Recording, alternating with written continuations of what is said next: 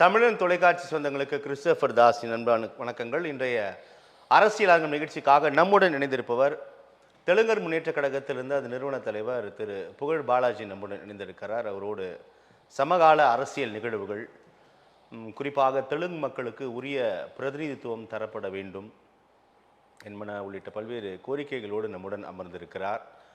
அவரோட நிறைய விஷயங்கள் நாம் பேசலாம். வணக்கம் புகழ் பாலாஜி, நலமா இருக்கீங்களா? நல்லா இருக்கு. இப்போது சமூக வலைத்தளங்களில் நிறையா தெலுங்கு பேசும் மக்களுக்கு எதிராக கருத்துக்கள் பகிரப்படுகிறது. அது எங்களுக்கு மிகுந்த மன உளைச்சலை தருகிறது. மிரட்டல் விடுக்கும் தோணியில் பேசுகிறாங்க, கமெண்ட்லாம் அப்படின்னு நீங்கள் நிறையா பேசி வருது நம்ம பார்க்குறோம். என்ன சார், அப்படி நீங்கள் உணர்கிறீர்களா? அப்படி இருக்குது சோஷியல் மீடியா? என்ன சொல்கிறாங்க அப்படின்னா, தெலுங்கர்கள் ஆதிக்கம் அதிகமாக இருக்கிறது, தெலுங்கர்கள் தான் இன்றைக்கி அரசியலில் ரொம்ப அதிகமாக இருக்காங்க அப்படின்னு சொல்கிறாங்க.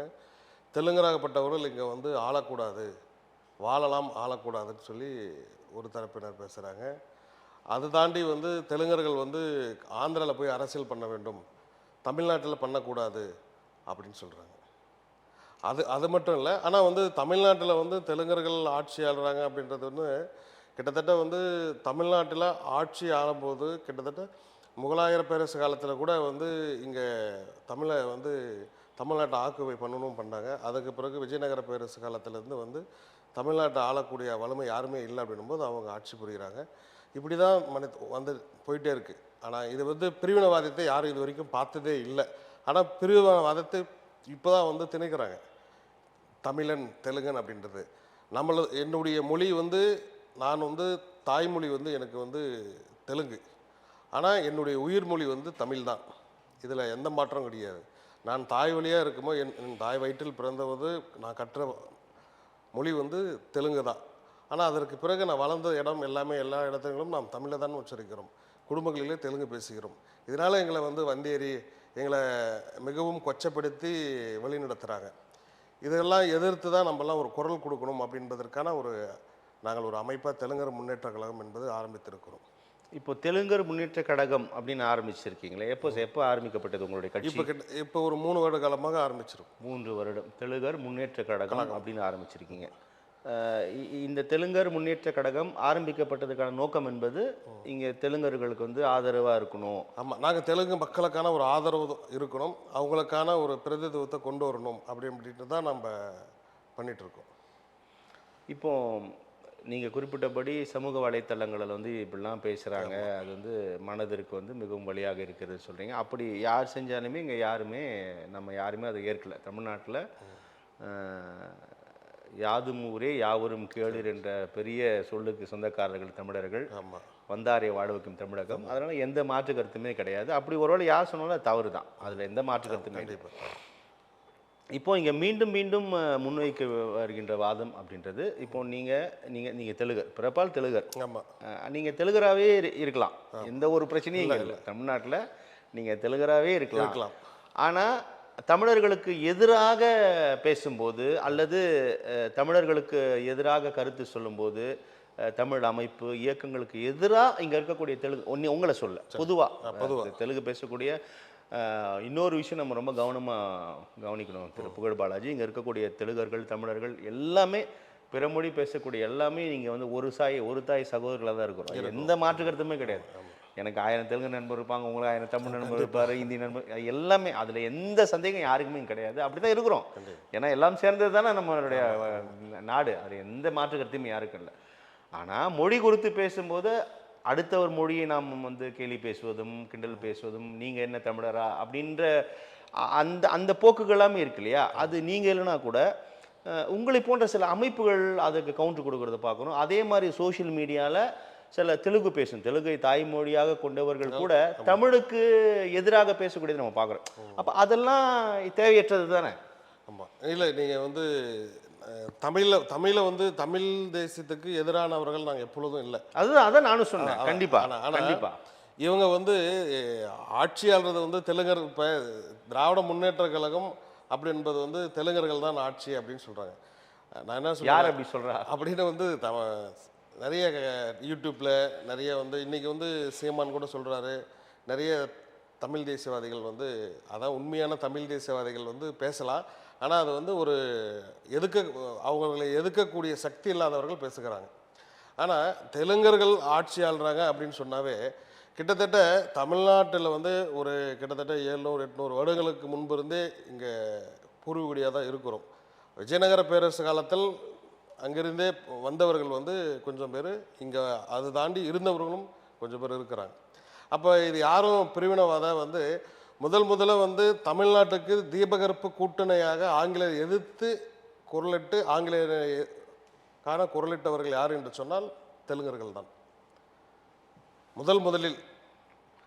அப்படியெல்லாம் வந்து தமிழ்நாட்டுக்காக உயிர் தியாகம் செஞ்சிருக்கிறவங்களை வந்து நீங்கள் வந்து வந்தேர்கள் என்று சொன்னால் அப்போ நம்ம எப்படி இருக்கும்? இந்த தமிழ்நாட்டை வந்து நாங்கள் தெலுங்கர்கள் தமிழ்நாட்டில் இல்லை என்றால் தமிழ்நாடு இருந்திருக்காது.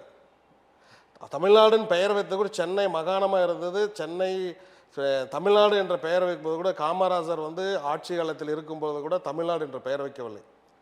பேரறிஞர் அன்னார் தான் வந்து அதுக்கான வழிவகுத்தார் தமிழ்நாடு என்று. அதற்கு முன்னதாக சங்கரலிங்கம் என்பவர் தன்னுடைய உயிரியை துறந்தார். அண்ணா என்பவர் தமிழ்நாடு என்ற பெயரை வைத்தார். அந்த பெயர் வர வேண்டும் என்று உயிரை நீத்தவர் சங்கரலிங்கம். இப்போ நான் தான் மீண்டும் கேட்குறேன் திரு புகழ் பாலாஜி, இங்கே வந்து நம்ம பிற மொழியாளர்களை வந்து பேரன்பு கொண்டு நம்ம நேசிக்கிறோம், எந்த சிக்கலும் இங்கே இல்லை.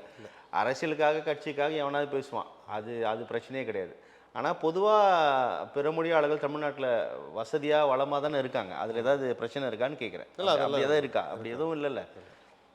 பெரிய தொழில் நிறுவனங்கள் நடத்தி கொண்டு இருக்கிறார்கள், நிறைய தொழிலதிபர்களாக இருக்காங்க, ரொம்ப வளமாகவே இருக்கிறாங்க. கண்டிப்பாக அதில் எந்த சந்தேகமும் யாருக்கும் இல்லை. இப்போ கட்சிகளாக இங்கே அரசியலுக்காக எதாவது பேசுகிறாங்கன்னா அது தவறா சரியான தவறு தான், அதில் எந்த மாற்றம் இல்லை. நாங்கள் வந்து மன்னர்களுடைய வாரிசுகள், அதில் எந்த மாற்றமும் கிடையாது.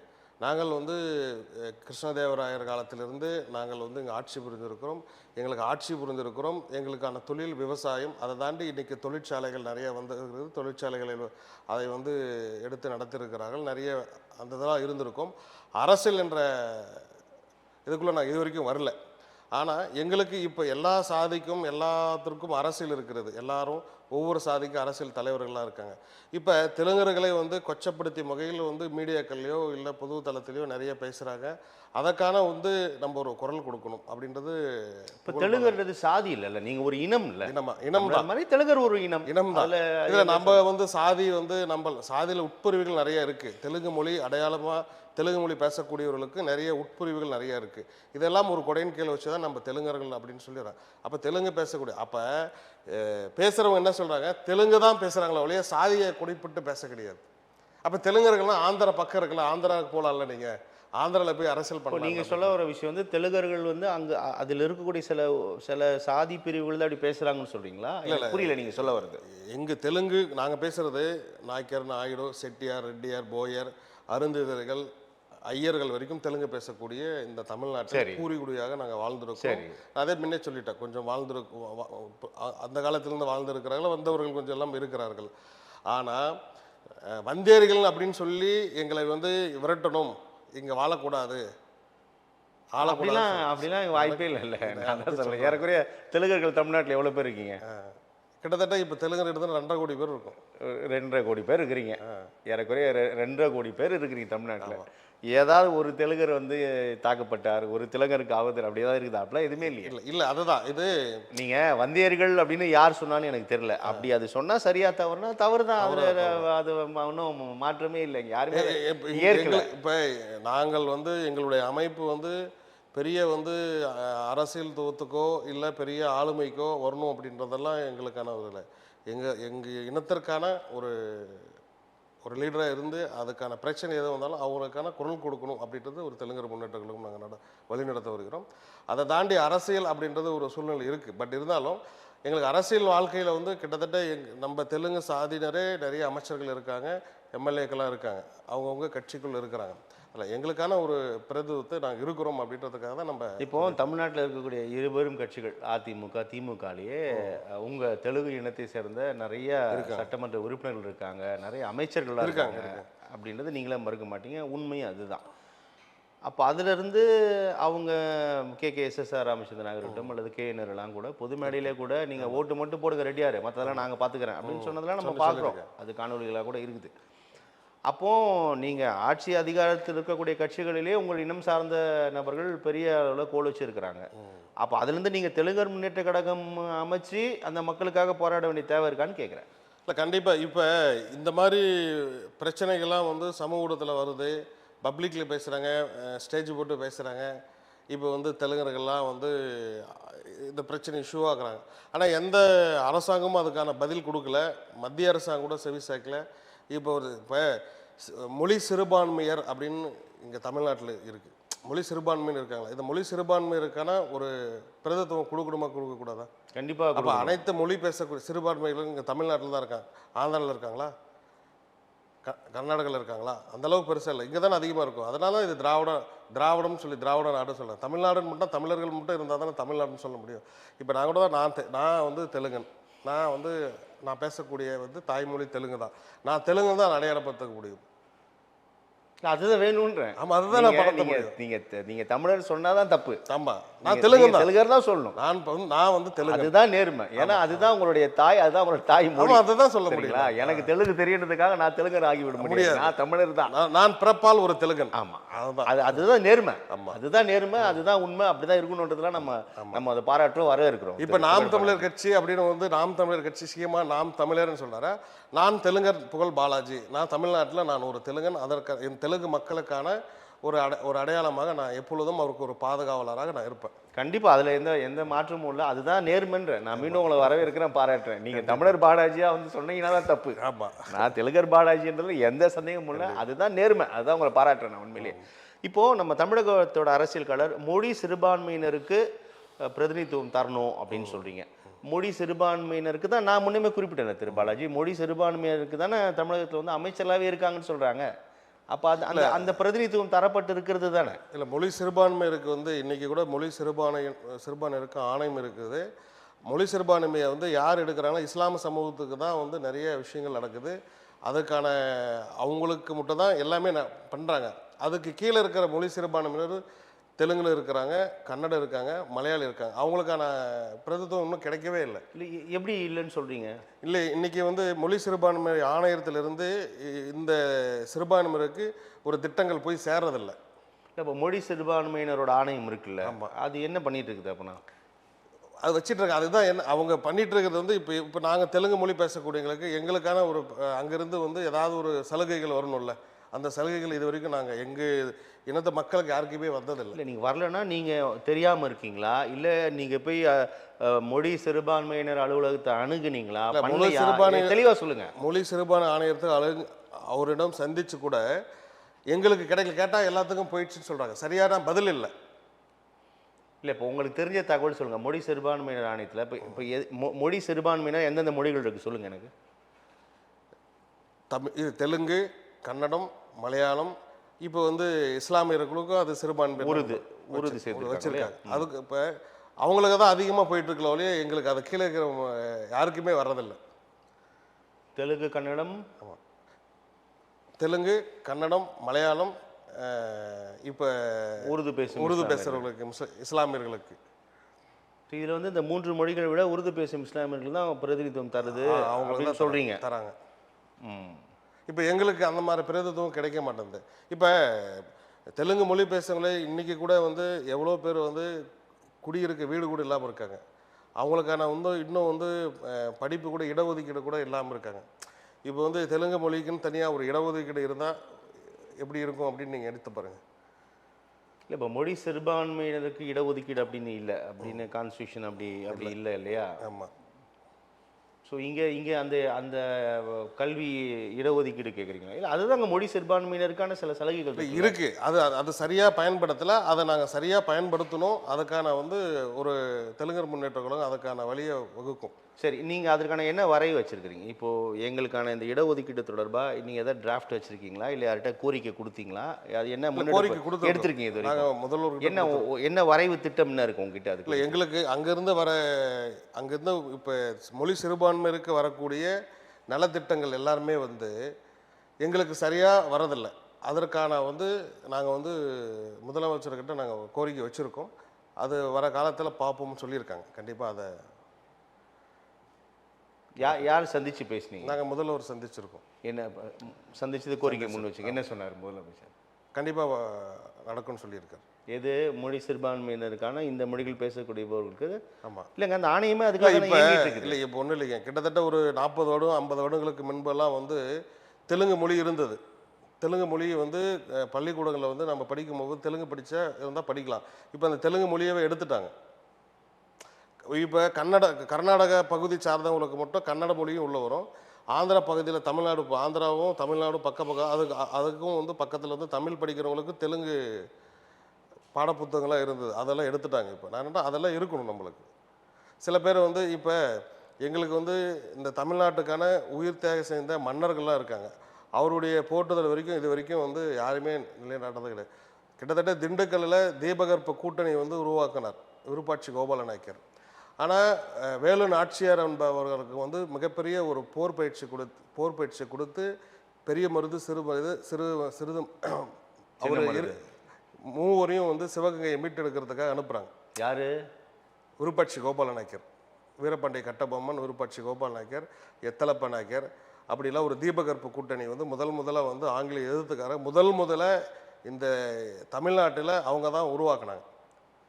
அப்போ இவங்க உருவாக்கவில்லைன்னா இன்றைக்கி தமிழ்நாட்டில் பேசக்கூடிய வந்து வந்தியர்கள் சொல்கிறாங்களா, அவங்க என்ன அதுக்கான பதில் நாங்கள் கொடுக்கணும்ல. அப்போ தெலுங்கர்கள் வந்து தெலுங்கர்களை எது பேசுனாலும் நாங்கள் வந்து பொறுத்து போயிட்டே இருக்கணுமா? அப்போ நாங்கள் கேட்கணும், இவங்களாம் ஆட்சியாக இருந்திருக்காங்க, இதுக்காக பணிகள் செய்கிறாங்க. அவருடைய இப்போ ராணி மங்காமால் வந்து மதுரையில் ஒரு பெரிய வளாகம் இருக்குது, அதை காந்தி மியூசியமாக ஆக்கிட்டாங்க. அவங்க பேர் வைங்கன்னு சொன்னாங்க. நாங்கள் அவருடைய சிலையோ ஏதோ திண்டுக்கல் போக்குவரத்து கழகத்திற்கே பேர் இருந்துச்சு, ராணி மங்கம்மாள் டிரான்ஸ்போர்ட் கார்பரேஷன். ஆமாம். ஒரு 20 ஆண்டுகள் முன்னாடி. இப்போ விருப்பாட்சி கோபால நாயக்கர் தான் மிகப்பெரிய போர் பயிற்சி கொடுக்குறாரு. அவருக்கே மிகப்பெரிய ஒரு அரசு விழாவாக கூட கொண்டாடலாம்ல, அது கொண்டாடுறதில்ல. இப்போ நீங்கள் குறிப்பிடக்கூடிய எல்லாருக்கும் ஆந்திராவில் உரிய முக்கியத்துவம் தரப்படுகிறது. அவங்களுக்கு சிலைகள் அமைச்சிருக்காங்களா? அவர் வீரபாண்டிய கட்டபொம்மனுக்கு நினைவை போற்றும் வகையில் அங்கே இருக்குங்களா? வீரபாண்டிய கட்டபொம்மன் அவர்களுக்கு இருக்குது. நான் கேட்குறேன், இங்கே தமிழ்நாட்டில் இருந்து இந்த ஆங்கிலேய பயிற்சி கொடுத்ததற்காக கேட்குறீங்க? இல்லை, அதான் அவங்க பண்ணியிருக்காங்க. தீபகற்ப கூட்டணியாக வந்து ஏகாதிபத்தினி மிகப்பெரிய ஒரு தமிழ்நாட்டில் நடந்தது விருப்பாட்சி கோபால நாயக்கர் தான். அதற்கு பிறகு அவருக்கான மரியாதை எதுவுமே கொடுக்கப்படல. எல்லா இடங்களும் என்ன கொடுத்துருக்கணும்னு எதிர்பார்க்குறீங்க? என்ன அவருக்கு இது பண்ணியிருக்கணுமே அப்படின்னு என்ன சொல்ல வரீங்க? இப்போ அரசு விழாவாக கொடுக்கணும். இன்றைக்கி வந்து அவருக்கான சிலை, இப்போ நான் வந்து இந்த நாட்டை வந்து ஆங்கிலேயிடம் நான் காக்கிறேன்னு வச்சுக்கோங்க, என்னுடைய தளபதி கிட்ட நான் போர் பயிற்சி கொடுத்து நான் அவங்கள எதுக்கு சொல்கிறோம். ஆனால் நான் தான் நம்ம அந்த இடத்துல இருந்து பண்ணுறோம். ஆனால் எனக்கான பதில் இல்லை. ஆனால் இன்றைக்கி சாதி வழிபாடில் மொழி வழிபாடில் நாங்கள் குறைந்திருக்கிறோம். எங்களுக்கான அங்கீகாரம் இல்லாதனால தான் எங்களுடைய முன்னோர்களை வெளிப்படுத்த மாட்டேறாங்க. அப்போ யாருக்கிட்ட அரசியல் அதிகத்துவம் இருக்குதோ அவங்கள வச்சு தான் இன்றைக்கி பண்ணுறாங்க. இன்றைக்கி வீரபாண்டி கட்டபொம்மன் ஐயா வந்து இன்றைக்கி வந்து அவருக்கு வந்து அரசு விழாவாக இன்றைக்கி தமிழ்நாடு இப்போ தைப்பூசம் என்ற நாள் வந்து மன்னர் திருமலை நாயக்கருக்கு வந்து மிகப்பெரிய ஒரு தமிழ்நாடே திரும்பி பார்க்கக்கூடிய அளவுக்கு அவர் மன்னராக இருந்தவர். அதுக்கு பிறகு தான் 72 பாளையங்களை பிரித்து கொடுத்து இந்த தமிழ்நாட்டுக்குள்ளே ஆங்கிலேயர்கள் வரி கட்ட கேட்கும் போதெல்லாம் வீரபாண்டிய கட்டபொம்மன் எதிர்த்தார். ஆனால் அந்த மன்னருக்கு வந்து இது வரைக்கும் வந்து முதல்வர் ஒரு நாள் கூட எந்த முதலமைச்சரும் வந்து அவருக்கு வந்து மரியாதை செலுத்தினதில்லை. எங்க மரியாதை செலுத்த? யாருக்கு என்ன மரியாதை? புரியல எனக்கு. நாயக்கர் மகள் இருக்கு, மீண்டும் புனரமைக்கப்பட்டு புதிய பொலிவுடன் காட்சி இருக்கு, ஆனால் அவருக்கு மரியாதை செலுத்த விடல. என்ன மரியாதை செலுத்துறீங்கன்னு கேட்குறேன், புரியல. இல்லை, இன்னைக்கு ஒன்றும் இல்லைங்க. முத்துராமலிங்க தேவர நாயக்கருக்கு சிலை அமைக்கணும்னு சொல்றீங்களா? சிலை இருக்கு, சிலை இருக்கு. ஆமா இருக்கு. குரு பூஜை விழா நடக்கு இல்லைங்களா? இருக்குது. முதலமைச்சர் வந்து எந்தெந்த குரு பூஜை விழாக்கு முதலமைச்சர் பங்கேற்கணும்னு பங்கேற்கணும். இன்னைக்கு அதிமுக முதலமைச்சரும் பங்கேற்கிறாங்க. இன்னைக்கு வந்து எல்லா திராவிட முன்னேற்ற கழகத்தின் முதலமைச்சரும் பங்கேற்கிறாங்க. முத்துராமலிங்க தேவரையாவுக்கு பங்கேற்கிறாங்க. அதே போல இந்த மண்ணுக்காக உயிர் தியாகம் செய்தவர்கள் மன்னர்கள் இருக்கிறார்கள். அவருக்கான குரு பூஜை விழா அட்லீஸ்ட் நீங்கள் வந்து ஒரு மாலை போடுங்க அப்படின்னு சொல்லி நாங்கள் எத்தனையோ கோரிக்கை வச்சுருக்கோம். இது வரைக்கும் நடக்கவே இல்லை. அப்போ ஏன் எங்களுக்கு அது சரியான நடக்கல? இதுவரை ஒரு முறை கூட நடக்கல. இல்லை கடந்த காலத்தில் எப்பவுமே ஏதாவது முதலமைச்சர்கள் அப்படி பண்ணியிருக்காங்க? யாருமே பண்ணலைங்க, இது வரைக்கும் யாரும் பண்ணல. அப்போ நாங்கள் அதை பண்ண வைக்கணும் அப்படின்னு நாங்களுடைய ஆசை. அப்போ எப்படி பண்ணால் அது ஒரு அரசியல் தூத்தில் இருந்தால் தான். அப்போ எங்ககிட்ட ஓட்டு வங்கி இது வரைக்குமே இத்தனை வருட காலமாகவே இங்கே தெலுங்கர்களுடைய ஓட்டு மட்டும் தான் வாங்கியிருக்கிறாங்களோ வழியோ தெலுங்கருக்கான இது வரைக்கும் எந்த ஒரு இதுவும் செஞ்சதில்லை. இப்போ உங்க இணையத்தை சேர்ந்த முக்கிய நபர்கள் எல்லாமே அமைச்சர்களாக இருக்கிறாங்கன்னு நான் சொன்னேன்ல, அவங்களாம் இது அவங்களும் முன்னெடுக்கலையா? அவங்களும் வரதில்லை. தலைமை சொன்னாதாங்க கீழே இருக்கவங்க வேலை செய்வாங்கல்ல. வீரபாண்டி கட்டபொம்மன் ஐயா கூட வந்து நிறைய ரெட்டியார் மாநாடு அமைப்பு சங்கங்களிலாம் அந்த குறிப்பிட்ட அமைச்சர்கள் பங்கு பெறுறாங்க, பெரிய வீர உரை ஆற்றுகிறார்கள். அவங்க கூட வரமாட்டாங்கன்றது அவங்க கூட வரமாட்டேன்னு தான் எங்களுடைய கருத்து. அதெல்லாம் வரணும். இப்போ அவங்க உண்மையாக எல்லாருமே அரசியல்வாதிகள், எல்லாருமே அரசியல் தூரத்தில் இருக்கிறவங்களுக்கு தெரியும் இந்த நாட்டுக்காக எவ்வளோ பேர் வந்து இந்த மண்ணுக்காக உயிர் தியாகம் பண்ணியிருக்காங்க அப்படின்னு தெரியும். அவங்களுக்கு அட்லீஸ்ட் நீங்கள் வந்து ஒரு குருபிச்ச விழாவில் வந்து நீங்கள் கலந்துக்கலாம்ல. இப்படிலாம் நடந்துட்டுருக்கு. ஸோ இதற்கெல்லாம் தான் தெலுங்கு முன்னேற்ற கழகம் பாடுபடும் சொல்கிறீங்க.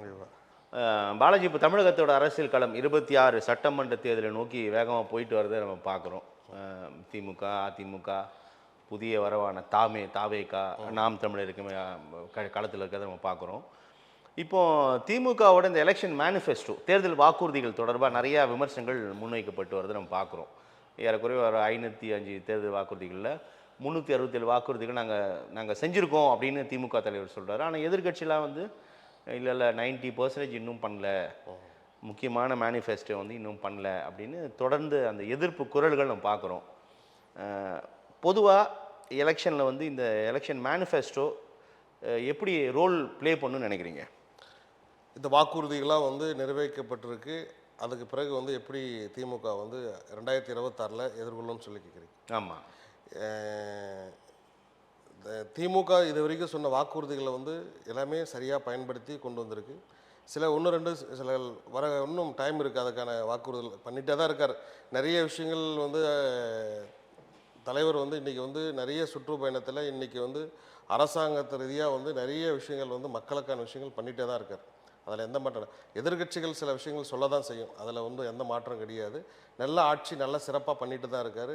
நல்ல கலைஞர் ஐயாவுடைய அவருடைய எண்ணம் போல் ஆட்சி நல்ல சிறப்பாக தளபதி ஐயா பண்ணிட்டு தான் இருக்கார். இப்போ ஓவராலாக எலெக்ஷன் டைமில் இந்த எலெக்ஷன் மேனிஃபெஸ்டோ வந்து எந்த அளவுக்கு ஒரு இம்பார்ட்டன்ட் ரோல் ப்ளே பண்ணுன்னு நினைக்கிறீங்க? இப்போது நீங்கள் வாக்கு செலுத்தும் போது தேர்தலில், இப்போ நான் வாக்கு செலுத்தும் போது நான் எலெக்ஷன் மேனிஃபெஸ்டோலாம் பெருசாக கவனிக்க மாட்டேன். எனக்கு பிடித்த கட்சி, நம்பிக்கை இருக்கக்கூடிய கட்சிக்கு வாக்கு செலுத்துவேன். என்னுடைய கருத்தாக நான் சொல்கிறேன். ஏன்னா எலெக்ஷன் மேனிஃபெஸ்டோ வந்து அதில் 2 ஒப்பீனியன் இருக்கும். ஒன்று இவங்க சும்மா சொல்லுவாங்க பண்ண மாட்டாங்க, இல்லைனா வந்து இதெல்லாம் பண்ணுவாங்களா அப்படின்னு கவனிப்போம். ஸோ அந்த இடத்துல இந்த எலெக்ஷன் மேனிஃபெஸ்டோ என்ன ரோல் ப்ளே பண்ணுன்னு நினைக்கிறீங்க?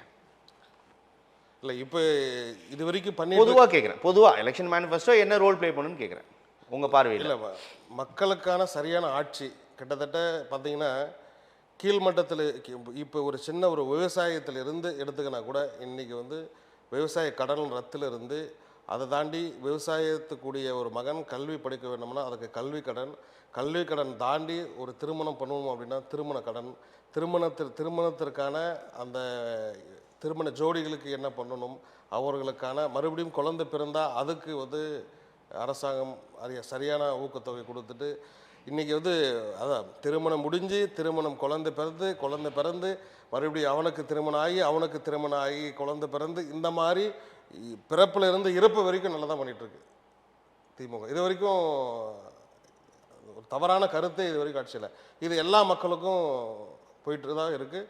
சில பேர் வந்து இன்றைக்கி வந்து திமுக வந்து சரியாக வந்து இன்றைக்கி இலவசமாக பேருந்துக்கு கொடுத்துருக்காங்க பெண்களுக்கு அப்படின்னா, உண்மையாகவே பெண்களுக்கு வந்து கலைஞர் வந்து இடஒதுக்கீடு நிறைய கொடுத்து அவங்களுக்கான வந்து அடுப்பூது பெண்களுக்கு படிப்பும் இருக்கிறது என்று இந்த தமிழகத்தில் முதல் முறையாக சொன்னவர் டாக்டர் கலைஞர் தான்.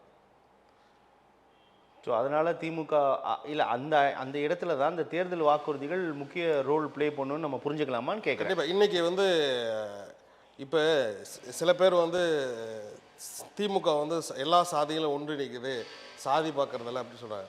ஆனால் படிப்பு அறிவு எந்த அளவுக்கு ஒரு பகுத்தறிவாக இருக்கிறவங்களுக்கு சாதி பார்க்க மாட்டாங்க.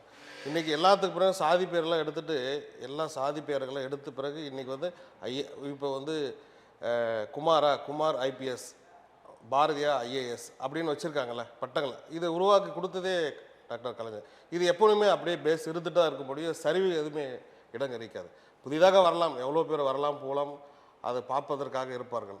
ஆனால் இது உணர்வுபூர்வமாக இந்த மக்களுக்கான ஒரு கழகமாக தலைவர் தளபதியே நல்லா பண்ணி. ஆனால் இப்போ சில முக்கியமான தேர்தல் வாக்குறுதிகள் அதை வந்து இன்னுமே திமுக செஞ்சு தரல அப்படின்னு தொடர்ந்து என்ன வாக்குறுதி பேசிட்டு செய்யலைன்னு பார்க்குறோம். என்ன வாக்குறுதி? அதான் இப்போ அதாவது இபி ரீடிங் இருக்குது பார்த்தீங்களா, அது வந்து 2 மாதங்களுக்கு ஒரு முறை கணக்கிடுவாங்க. அது மாதத்துக்கு ஒரு முறை கணக்கிட்டா கொஞ்சம் கம்மியாக நமக்கு வரும். அது ரொம்ப எதிர்பார்த்தாங்க. மாணவர்களோட கல்வி கடன் ரத்து பண்ணணும்னு எதிர்பார்த்தாங்க. இந்த டீசல் பெட்ரோல் விலை குறைப்பு பண்ணாங்க. ரேஷன் கடையில் வந்து இந்த உளுந்து தரதுக்கான சில இப்படியான நிறைய விஷயங்கள் வந்து ரொம்ப மக்கள் எதிர்பார்த்து காத்திருந்தாங்க. இது நான் குறிப்பிடக்கூடிய மிக முக்கியமான தேர்தல் வாக்குறுதிகள் இன்னும் செயல்படுத்தலை இல்லை, இது அப்படின்னு நான் மக்கள் இது சொல்கிறாங்க. இப்போ ஆனால் முதலமைச்சர் தரப்பில் உங்களுடன் ஸ்டாலின், நலம் காக்கும் ஸ்டாலின், தாய் மாணவர் திட்டம்,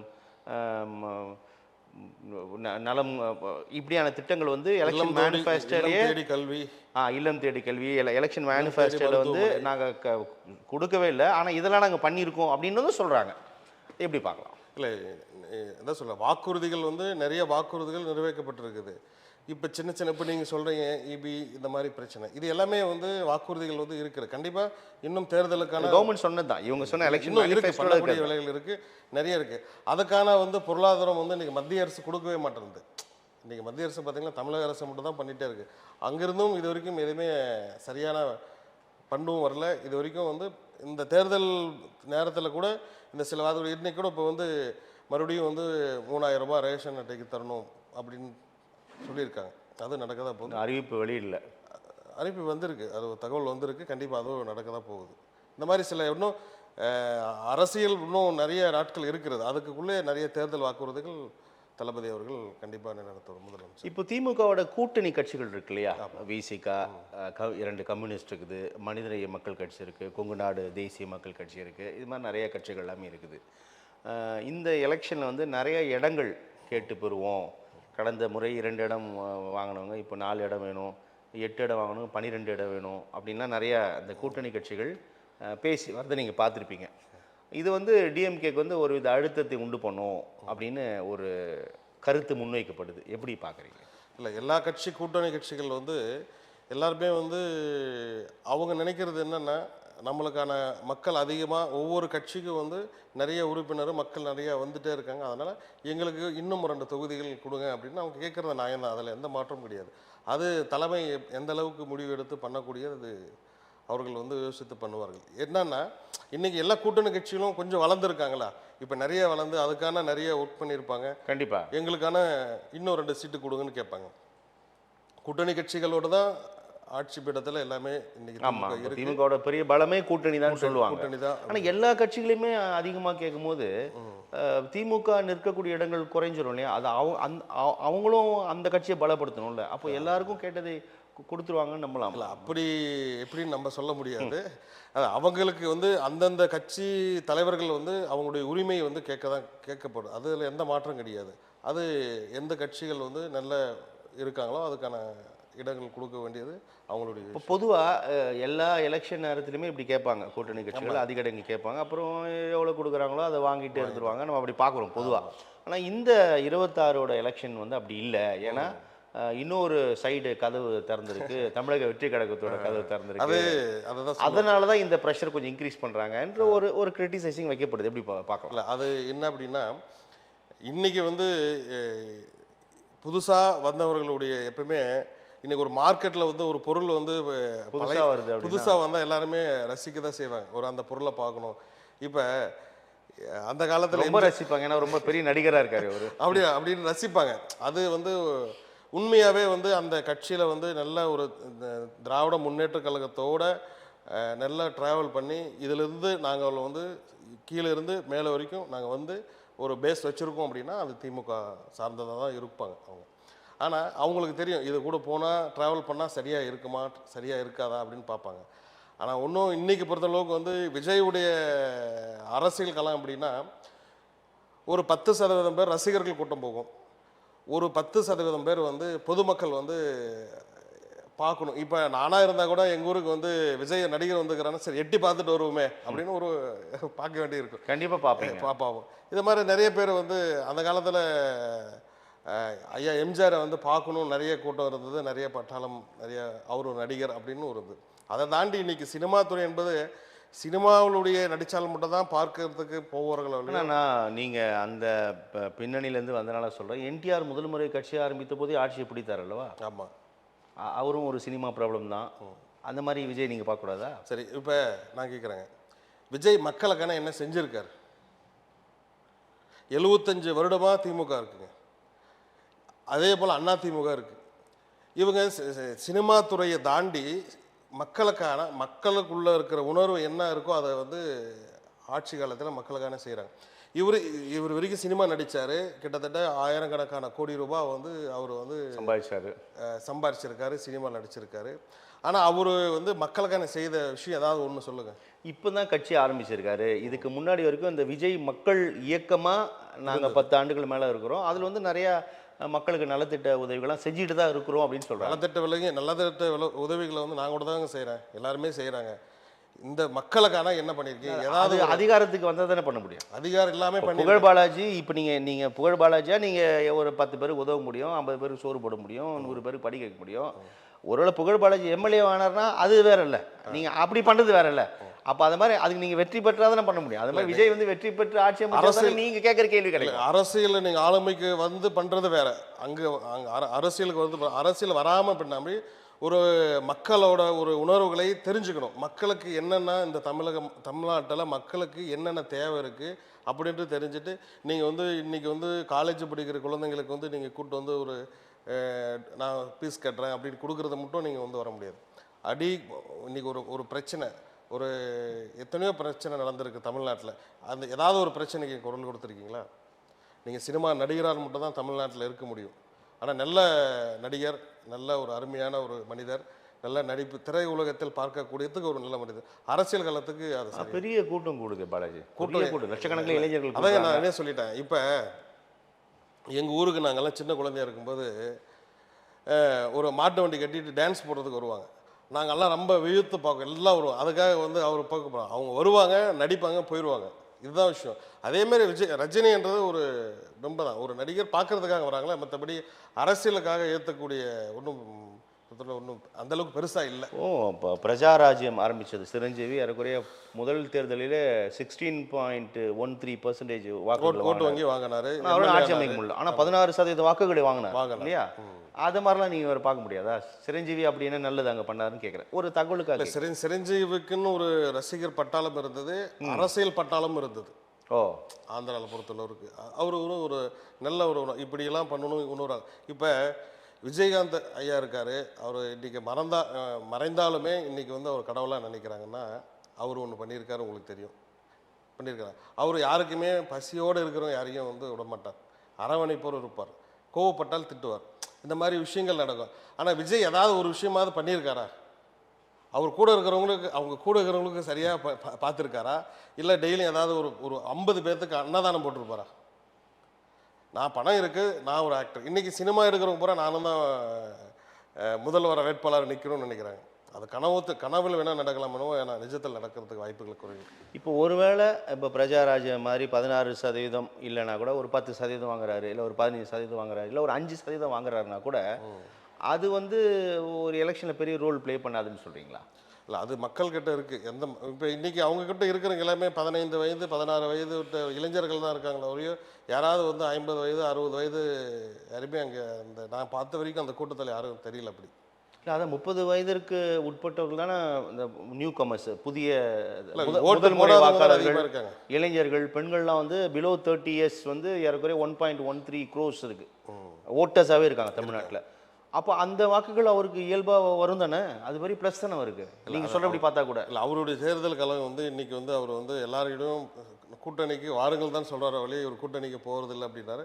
அவர் ரசிகர் பட்டாலும் ஓட்டுகள் இருக்கலாம், அது எந்த அளவுக்கு ஓட்டு அரசியல் களத்தில் நிற்கட்டும், அவர் பார்க்கும்போது எவ்வளோ ஓட்டு வருது அப்படின்னு தான் நம்ம சொல்ல முடியும். இப்போ நம்ம வந்து அவருக்குன்னு ஒரு அங்கீகாரம் இருக்கும் தமிழ்நாட்டில், இல்லாமலாம் இருக்காது.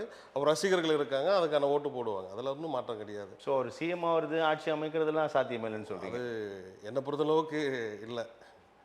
ஸோ அதுக்கு வந்து அவர் முன்னாடியே ஒர்க் பண்ணி வச்சுருக்கணும்னு சொல்கிறீங்க. ஆமாம். ஆப்போசிஷன் இப்போ திமுக சார், இப்போ சினிமாலேருந்து வந்தவர்கள்லாம் வந்து இன்னைக்கு ரஜினி கட்சி ஆரம்பிச்சார், என்ன நடந்தது? கமல்ஹாசன் கட்சி ஆரம்பிச்சார், ரஜினிகாந்த் ஆரம்பிக்கலையே, ஆரம்பிச்சார், அதுக்கு தெரிஞ்சுக்கிட்டார், அவர் வரவே இல்லையா, ஆரம்பிக்க போறேன்னாரு, அப்புறம் ஒதுங்கிட்டாரு, இருந்தாரு, அது சரியா இருக்காதுன்னாரு. சார் எப்பவுமே நடிகராக இருந்தால் பிரச்சனை இல்லை. நடிகர் தாண்டிட்டு அரசியலுக்குள்ளே வரணும் அப்படின்னா அது தமிழ்நாட்டில் சார் ஒரு காலம் இருந்தது சார்.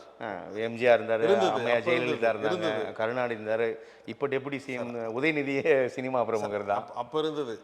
அந்த காலத்தில் வந்து தேட்டரில் சினிமா பார்த்தோம். நம்ம தேட்டரில் சினிமா பார்க்க போகிறோமா, வீட்டுக்குள்ளேயே வந்து ஓடிடியில் சினிமா பார்க்க போகிற சூழ்நிலை வந்துருச்சு. இது பார்க்குறவங்களுக்கு ஒரு இதாக தான் இருக்குது.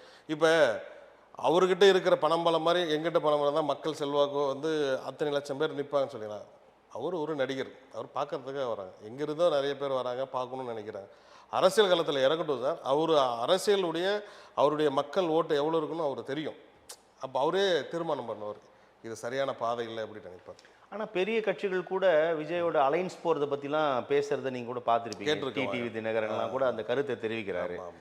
ஆனால் அவங்களாம் அலைன்ஸ் போக மாட்டாங்கன்னு சொல்கிறீங்களா? இல்லை, அவர்கள் போவது வந்து எப்படின்னா, விஜய்க்கு வந்து இந்த மாதிரி கூட்டம் இருக்குது, நம்ம போனால் நம்மளுக்கு ஒரு 20 சீட்டு கிடைக்கும், இங்கே இன்னொரு கட்சிக்கார போனால் ஒரு 20 சீட்டு கிடைக்கும், அவ்வளோதான், பொட்டி கிடைக்கும், சீட்டு கிடைக்குன்னு போகிறவங்க தான் இருப்பாங்க. மற்றபடி ஒன்றும் சீட்டு கிடைக்கும், ஆனால் வெற்றி பெறணும்னு யோசிப்பாங்கல்ல. இப்போ அதிமுக போனால் உறுதியாக வந்து நம்மளால் வின் பண்ண முடியும். பட் தாவேக்கு போனால் வின் பண்ண முடியுமா? சீட்டு கிடைக்கும், ஆமாம், நோட்டும் கிடைக்கும், வெற்றி பெற முடியுமான்னு தெரியுமா? அவங்களுக்கு அது தேவையில்லைங்க. சீட்டு வேணும், நோட்டு வேணும், இதுதான் போதும், அவ்வளோதான். அதிமுக பிஜேபி அலைன்ஸ் நிறைய கிரிட்டிசைசிங் இருக்குது தமிழ்நாட்டை, நீங்கள் பார்க்குறீங்க, எப்படி பார்க்க? நீங்கள் அதிமுக பிஜேபி வந்து இன்றைக்கி வந்து எடப்பாடியார் வந்து பிஜேபியோடு இருந்து ட்ராவல் பண்ணி நம்ம வந்து தமிழ்நாட்டில் வந்து அடுத்த கட்ட நம்ம முதல்வர் வரணும் அப்படின்னு சொல்லி அவருடைய எண்ணம் ஓடுது. அதுக்குள்ளே வந்து செங்கோட்டையன் வந்து ஒரு பிரிவினை வந்து உருவாக்குனாங்க, அது ஒரு பக்கம் வருது. இன்னுமே அவங்களுடைய நிலைப்பாடுகள் வந்து சரியான ஒரு பேஸ் இல்லாமல் இருக்காங்க. என்ன நிலைப்பாடு எடுக்கணும்னு சொல்கிறீங்க? இல்லை, அவங்க நிலைப்பாடுகள் வந்து எல்லாருமே ஒன்றா சேர்ந்தால் தான் ஒரு நிலைப்பாடுகளாக இருக்க முடியும். இன்றைக்கி வந்து அதிமுகன்றது ஒரு நல்ல ஒரு இன்றைக்கி அம்மா தாண்டி வந்து ஜெயலலிதா அம்மையார் போல் இன்றைக்கி ஒரு அந்த அமைப்பை வச்சிருக்கிறோம். யாராலும் சரியான நம்ம எடப்பாடி வச்சிருக்காருல்ல, எங்கே வச்சிருக்காரு? இல்லைங்க, இப்போ கட்சி சின்னலாம் அவர்கிட்ட தானே இருக்குது. அவர் தான் ஆப்போசிஷன் லீடரு இருக்காரு. ஆனால் இந்த பக்கம் கடந்த எம்எல்ஏ எலெக்ஷன்ல 70 இடங்களை கடந்து வெற்றி பெற்று பிரதான எதிர்கட்சியாக இருக்காரு. அப்போ அவர் வலுவாக தானே இருக்காரு. இப்போ அதுக்குள்ளே வந்து இப்போ புதுசாக வந்து அண்ணாமலை வந்து நேற்று கூட புதுசாக கட்சி ஆரம்பிக்கிறேன்னு ஒரு பிரச்சனை ஓடிட்டு இருக்குது. இது மாதிரி பிஜேபியில் பிரிவினை வருது, அதிமுகவும் பிரச்சனை வருது, டிடி தினகரனும் வந்து விஜய் அப்படின்ற ஒரு மாற்று அரசியல். இப்போ நம்ம அண்ணாமலை விஷயம் பேசுறதுக்கு முன்னால அதிமுகல ஒன்றுபட்ட அதிமுக எடப்பாடி பழனிசாமி அது ஏற்கிற மாதிரி இல்லையேங்க. அவர் அது ஏற்றுக்கிற மாதிரி தெரியலையே.